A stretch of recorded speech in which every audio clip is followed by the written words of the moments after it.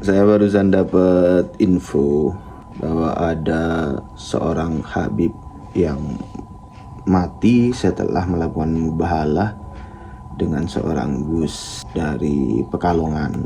Baru aja saya dapat informasinya, dan saya informasikan juga, saya nggak tahu tentang apakah ini benar atau tidak ya. Jadi silakan dicek aja.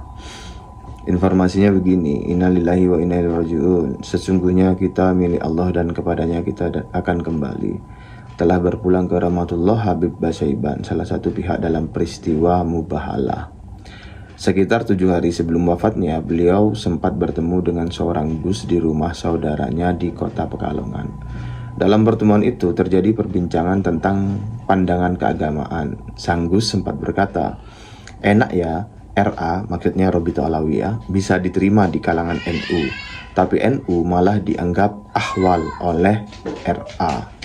Dari situ muncul ajakan untuk membahalah kepada sang Gus dari sang Habib dan beberapa dari RA, Robito Alawiyah. Seminggu kemudian, kabar duka datang. Habib Abdurrahman bin Zain Basaiban berpulang ke rahmatullah. Sementara sang Gus yang menjadi lawan mubahalah, alhamdulillah masih sehat walafiat.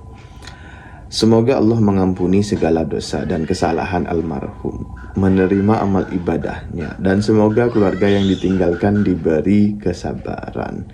Kasuwargi langgeng, amin ya rabbal alamin. Itu informasi yang saya terima beserta foto. Nah, saya tidak tahu apakah benar atau tidak.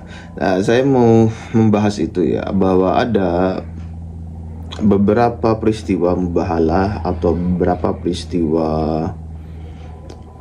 budak-budak atau kiai atau tokoh ya, atau sosok yang melakukan mubahalah atau melakukan hal-hal pembelaan secara ekstrim.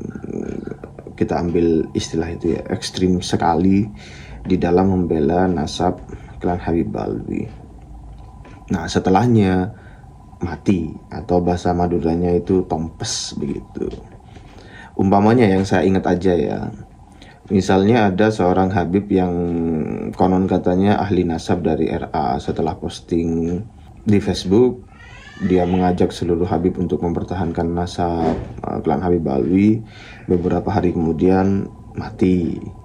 Kemudian ada seorang Kibin Halu, kiai dari sebuah pondok, setelah berceramah tentang nasab, kemudian mengecam, seingat saya ya, mengecam Kiai Mat atau mengecam pihak Kiai Mat, itu tak lama kemudian meninggal. Kemudian seorang Kibin Halu juga di atas panggung bersama Habib dari Tarim Hadramaut itu mengecam-ngecam, mati di panggung. Itu juga, yang itu, kasus itu juga pernah saya bikinkan videonya. Kalau yang lain, seingat saya belum pernah saya bikinkan videonya. Yang ya beberapa rentetan-rentetan peristiwa, dan yang paling bisa kita ingat adalah tentang Auzi. Auzi setelah mubahalah mati. Kemudian ini ada lagi Habib Abdurrahman bin Zain Basaiban mati. Nah, itu saya tidak tahu dan tidak bisa memastikan apakah, saya tidak tahu apakah matinya orang-orang itu setelah melakukan mubahalah atau sumpah atau pengecaman, penghinaan itu ada kaitannya dengan antara kematiannya dengan apa yang dia lakukan. Nah, itu saya tidak bisa memastikan. Oleh karenanya, itu nanti yang bisa kita tanda kutip agak pastikan setelah jumlah kasusnya banyak, sehingga secara statistik itu bisa kita lihat, oh, apakah ada hubungan antara mubahalah, sumpah serapah, pengecaman terhadap pihak Kiai Mat atau pihak-pihak yang membela nasab klan Habib Balwi dengan kematiannya. Nah, itu baru nanti statistik itu akan bisa kita teliti. Jadi datanya itu butuh diperbanyak, sehingga saya juga menyarankan klan Habib Balwi dan budak-budaknya itu untuk bermubahalah saja. Mbah Wahyu Al-Faqihil Mukondom itu kan mubahalah berpuluhan kali tidak meninggalkan. Karena bukan, maksud saya Mbah Wahyu itu kan bermubahalah bahwa dia bermubahalah bersaksi bahwa Habib bukan cucu Nabi. Nah, itu puluhan kali bermubahalah dengan sumpah itu tidak mati. Kemudian Gus Maulana dari Kudus atau Demak, saya lupa, itu juga tidak meninggal, tidak mau. Nah, ada peristiwa lain juga, ada fenomena yang bisa kita amati juga. Misalnya Lutfi bin Yahya tidak mati-mati, Rizik Syihab tidak mati-mati, Topik Segaf tidak mati-mati, itu kan. Siapa, Rumel Abbas tidak mati-mati, Lutfi Basori yang tidak mati-mati. Nah, jadi kalau saya pribadi itu tidak belum bisa menyimpulkan bahwa mubahalah itu memberikan dampak atau berelasi langsung dengan kematian klan Habib Alwi dan budak-budaknya, kalau saya pribadi ya. Tapi kalau teman-teman atau orang-orang di luar sana itu memiliki kesimpulan yang berbeda, ya itu dipersilakan saja.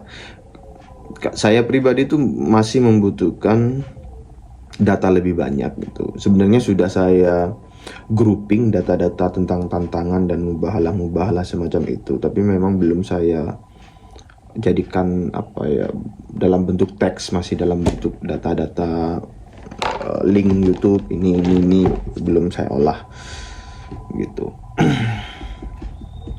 Jadi oleh karena demikian itu saya memohon kepada klan Habib Balwi dan budak-budaknya itu untuk melakukan mubahalah saja, karena saya butuh data lebih banyak untuk melihat pola di dalam statistik, dan saya juga berminat meneliti password apa yang menyebabkan sebuah peristiwa itu berulang-ulang terjadi. Passwordnya apa sih, kalimatnya apa, passwordnya apa gitu, polanya bagaimana. Itu saya berminat juga itu untuk meneliti itu. Nah, teman-teman juga saya mengajak teman-teman untuk mengumpulkan data-data yang sekelompok itu, yang sejenis itu, kemudian menuliskannya dan bisa dikasih analisis, komentar, kemudian dikirimkan ke website newsky.id. Kirim tulisanmu ke email newsky. Maksud saya kirim tulisanmu ke email kirimtulisan@newsky.id. Nah, begitu. Demikian dari saya. Terima kasih. Assalamualaikum warahmatullahi wabarakatuh.